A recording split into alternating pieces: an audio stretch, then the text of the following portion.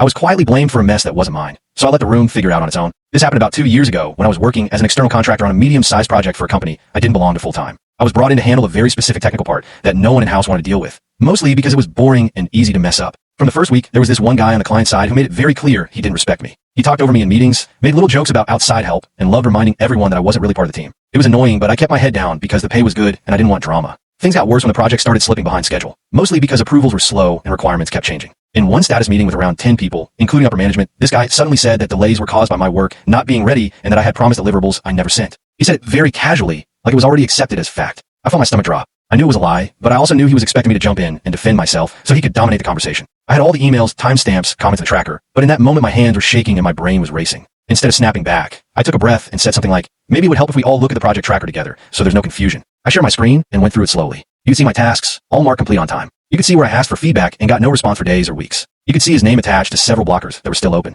I didn't accuse him directly, I just read dates and notes out loud, probably a little too calmly. The mood in the call changed fast. People started asking him questions instead of me. He tried to explain, but he kept contradicting himself and mixing up timelines. At one point, there was this long, awkward pause where no one said anything. I let it sit there. My heart was still pounding, but I knew saying less was better. When the meeting ended, the project lead thanked me for being clear and organized, which felt like a quiet victory. After that, everything shifted. The guy stopped making jokes, stopped interrupting me, and suddenly wanted everything documented in writing. A few weeks later, during a review, my scope was expanded and his responsibilities were reduced without anyone saying it outright. I never filed a complaint or asked for an apology. I didn't need to. The facts did the talking for me. To this day, whenever we were in a meeting together, he double-checked himself before commenting on my work. It taught me that sometimes the best revenge isn't loud or dramatic. It's just staying calm and letting people expose themselves.